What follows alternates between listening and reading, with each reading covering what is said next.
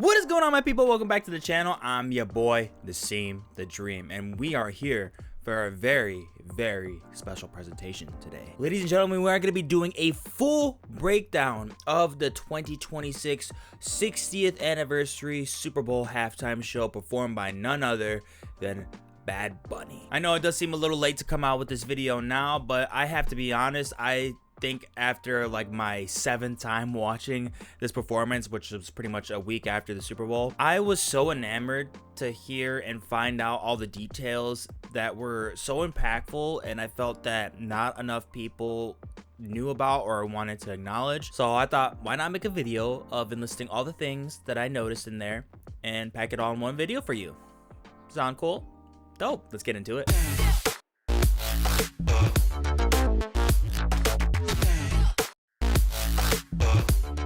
Breaking through with the opening card, dealing in with older men playing dominoes and a girl playing hopscotch, mimicking the norm of what you may see on a typical morning or afternoon in a Puerto Rican neighborhood. As you can see on the wall with a lot of different things on there, with the football opening as a coconut, with the maracas on there. Already spotting un café. We can see a set of dominoes here as well as a staple of Puerto Rican culture. The glasses representative of those from the same in Un Verano Sentí, a piraga stand, aka shaved ice stand, trumpet representing salsa, the Puerto Rican national flower, la flor de maga, and the native bird, cultura puertorriqueña. Opening up with the first lines of the show, translating into "How wonderful is it to be Latino? Today we drink," played by Alexander Mercedes, a young Dominican singer from La Romana. Which, to note, this was also filmed over a cane field in the Dominican Republic, showing these intro titles over a field of sugarcane being collected by Puerto Rican field workers known as jivaros, which already indicates the first major cultural imagery from Puerto Rican history, as sugarcane has been a foundational yet exploitative pillar of Puerto Rico's economic and cultural traits since 1523, which is beautifully placed around the field. For every centered section in this performance brilliantly showcase how fruitful this sugarcane is in Puerto Rico. Here we pan over the fields, created with caption cards that read "Benito Antonio Martinez Ocasio presents the Super Bowl halftime show." And it's also interesting to note that the sugarcane in the performance were dressed up as actual people, especially just so they can protect us field conditions for the game. Entering the star himself in the backside, seeing him wear an all white outfit topped with a custom jersey that reads Bad Bunny's last name, Ocasio, followed by the number 64, which is the first Easter egg in this performance, as the number 64 indicates the year his uncle was born, whom introduced him to the sport of football,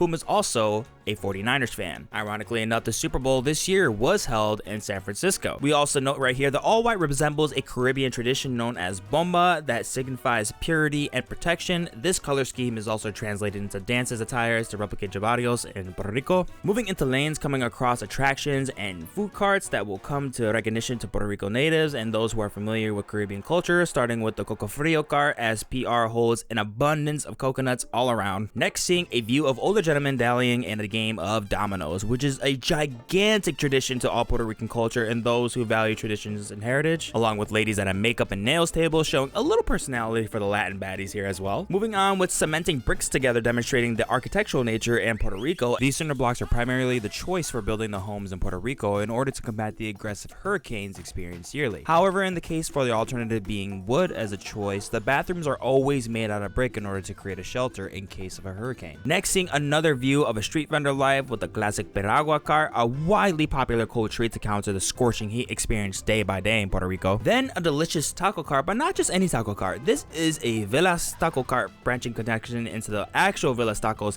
in Los Angeles. Next on, we see Benito go right under a duo of boxers, one wearing a Puerto Rican colors, one of a specific colorway which I will get into later. Next being the colors of Mexico, signifying the rivalry in the sport of boxing between these two Latin groups. It's also interesting to note that these are real boxers put on set. Identifying in the Puerto Rican colorway is Xander Zayas, who is an active world boxing champion at just the age of 22 years old. Representing in the Mexican colorways is none other than the undefeated Emiliano Vargas, who is yet another young prospect in the boxing world. Moving on to the jewelry kiosk that we can see with common encounter in San Juan, that is especially very popular tourist attraction. Next, we see the jeweler hand Benito a ring, then hands it to somebody else for their proposal, and ties with the themes with the song Titi Me Pregunto being about having multiple girls and not interested in settling down. Then we take a look into the casita, filled with numerous celeb cameos, starting with influencer Alex Earl, which is commonly the most questionable cameo here, as her appearance honestly doesn't make sense at all. Wait a minute!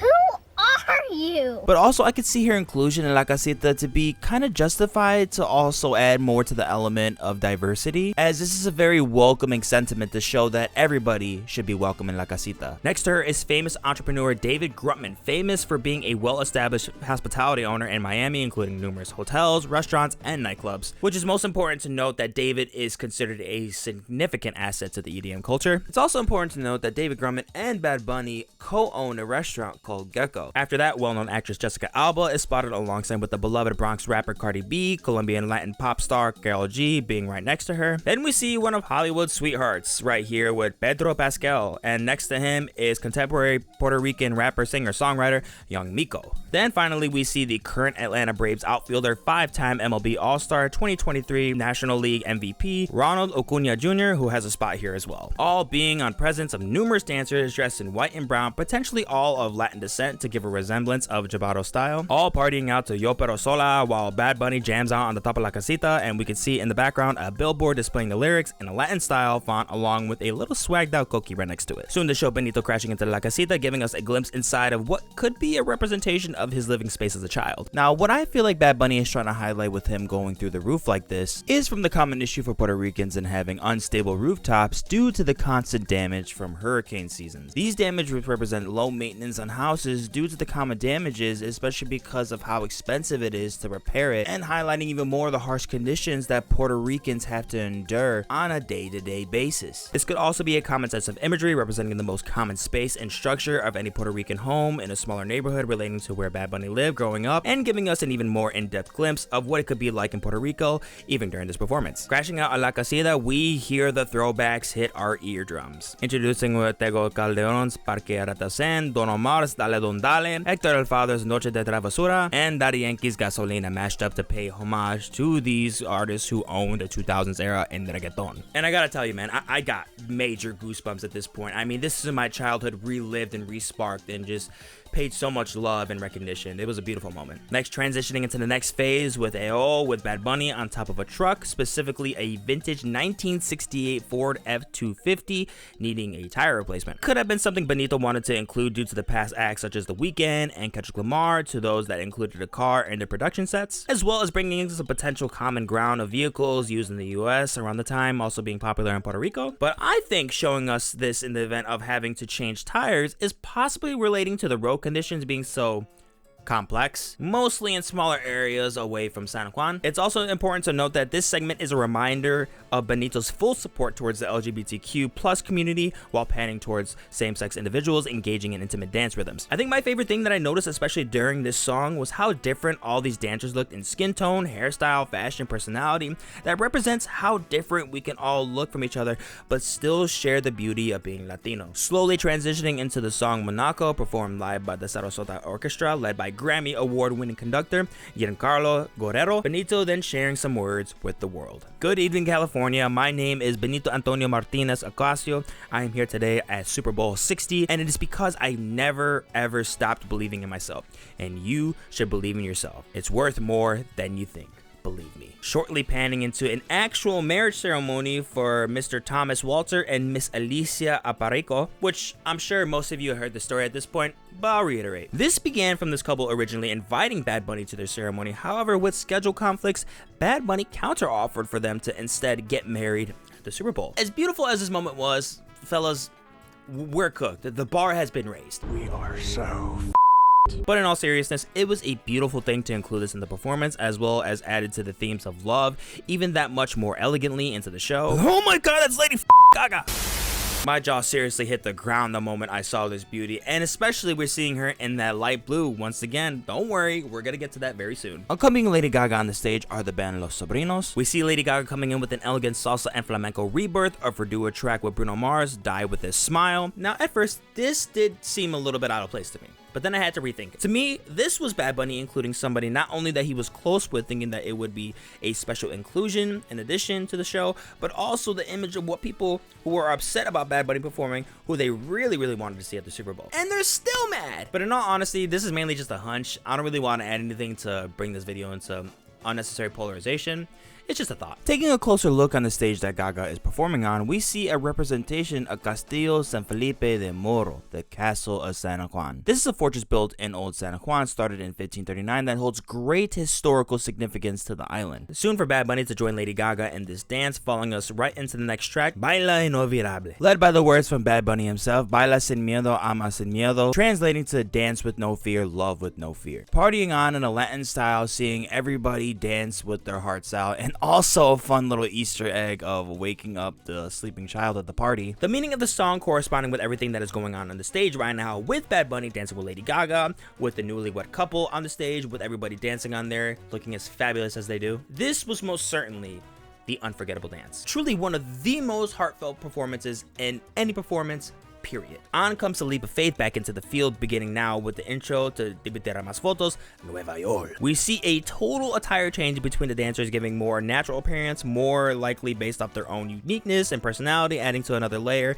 into the theme of diversity. Behind them, a placement of a plaza strip, of a mini mart, along with a barbershop and a mini bar, which are very commonly in something that you can encounter when wandering through neighborly shopping streets, especially when on the west side of the island near the mountains. Which leads to our next major cameo, featuring Señora Maria Antonia Kai, aka Tonita, a local icon for over 50 years, is one of the most respected figures celebrated in all the land. Puerto Rican born matriarch and owner of the Caribbean Social Club in Williamsburg, Brooklyn. Tonita has not only been a strong advocate for Puerto Rican independence, but has also been responsible for housing many Puerto Ricans coming from the island. Objectively, one of the most loved, respected, and kind human beings to ever hit this god green earth. With Tonita's presence, we could also interpret the dancers along with the track Nueva York as the New York Puerto Rican community, as New York is a significant landmark in Puerto Rican history since many were forced to migrate here after the independence movement. We then transition into a clip of Bad Bunny's acceptance speech on the television a week prior to the Super Bowl. We see a family of three depicted as Benito's own mother and father, alongside a child depicted as Benito himself, while encountering older Benito, and was presented a Grammy and given the ultimate thanks to you moment. We then pan over to our next musician, Jose Eduardo Santana, playing the cuatro, which is a native instrument to the land of Puerto Rico. Then soon enough, panning over to none other than Ricky Martin. This is one of the most popular of Latin pop's history, coming out of Puerto Rico, formerly in the group Menudo. Ricky is one of the first Latin artists to debut on the charts and gain appeal in the US after launching his solo career in 1991. Ricky is one of the first artists to debut on the charts and gain major appeal in the US after launching his solo career in 1991. So not only did this moment feel like it was paying homage to Ricky Martin and what he did for music and to the Puerto Rican people, but to me this was also Bad Bunny reminding Ricky that the world recognizes his appearance not only earned but appreciated by millions. Noting not only the plantains placed right behind Ricky that gives a little bit more of a visual standpoint to what you can see in the streets of Puerto Rico, as well as the setting in this image representing the cover art for Debutera Más Fotos, we hear him sing the words of Lo que la pasó a Hawaii. In these lyrics we translate to, they want to take my river and my beach too. They want my neighborhood and for my grandma to leave. No, don't let go of the flag nor forget the LOI. Cause I don't want them to do to you what happened to Hawaii.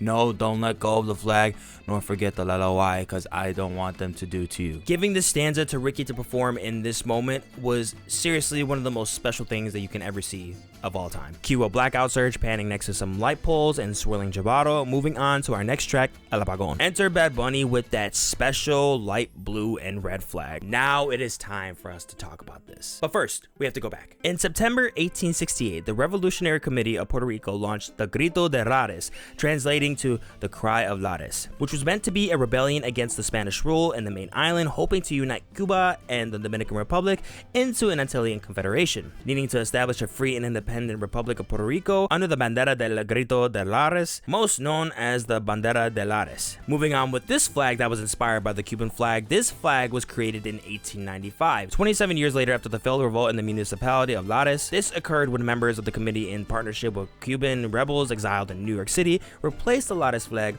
with this design as the new revolutionary flag to represent an independent Puerto Rico. which was inspired by the Cuban independence design, bringing to its adoption symbolized the strong bonds existing between Cuban and Puerto Rican revolutionaries and the united independence struggles of Cuba and Puerto Rico as the last two remaining territories of the Spanish Empire. This flag was raised in the last assault against the Spanish occupation in 1898, thus leading to the end of the Spanish-American War, resulting in the U.S. annexation of Puerto Rico. The variant of this flag was then outlawed for the first half of the 20th century, later being repealed. This period until its repeal was referred to as the Gag Law, giving the same color shade as that of the US in 1952, then gains a shade lighter in 1995, which all in all was an attempt to end the pro-independence movement in Puerto Rico. And if you know Puerto Ricans like I do, you know that shit didn't work. It's also beneficial to acknowledge Puerto Rican activist leader Pedro Albizu Campos, whom was elected as president of the Nationalist Party and advocating against the US colonial rule, delivering some of the most memorable speeches on the island. Pedro's significance is written in the fabric of Puerto Rico's most delicate history in the most recent years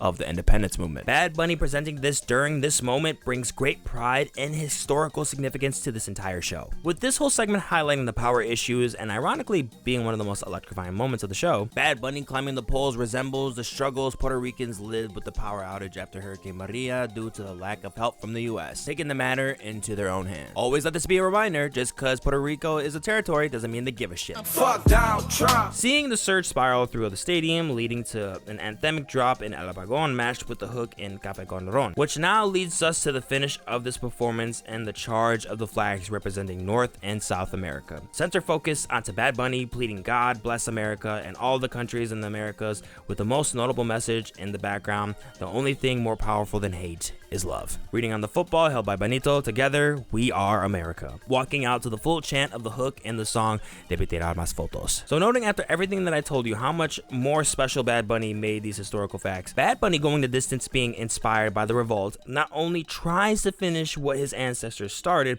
but goes even further and unite all the countries in North and South America. Now, I don't think you could get any more profound than that. Now, that was pretty much everything I was able to observe and write down. I hope I caught everything. Like I said, guys, if there was anything I missed, please let me know down in the comments, because I was so inspired from this performance that I love to learn about every single piece of evidence in here. Just to finish off this video with my final thoughts about the performance and how it made me feel. Listen, you don't have to love Bad Bunny. You don't have to love Latin music. You didn't have to love this performance. I think it is quite ignorant to not understand, or at least try to understand, why this meant so much to so many of us, including me. Growing up on reggaeton, growing up in a Latin family, and seeing how prideful people could be of their own heritage, and seeing that put in full display at one of the biggest stages in the entire world was one of the most inspirational moments I've ever seen. I've seen grown folks cry their heart out, grown women cry and sob the moment that they saw Ricky Martin, the moment that they saw their own identity into this performance. They felt seen, they felt loved, they felt appreciated.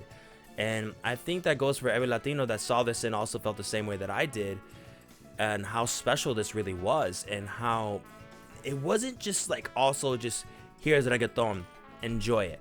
It was so much more than that. Bad Bunny is truly for the culture. He is one of the most significant Latin figures to ever live, and this is the best example to how you can see that. Based off everything that I told you in this video, I mean, you can't get any more deep in detail than that. I mean, some people can always just have a nonchalant performance or write a record or do anything that's not really about anything too significant or anything too personal. There's nothing wrong with that. But Bad Bunny is one of those figures that does that, and that's kind of why everything kind of happened with everything, with all the controversy. I think people don't want to admit that they don't have a big problem with just him not speaking English during the performance. They don't have a big problem that he is not American, which is from Puerto Rico. If you're from Puerto Rico, you're an American citizen.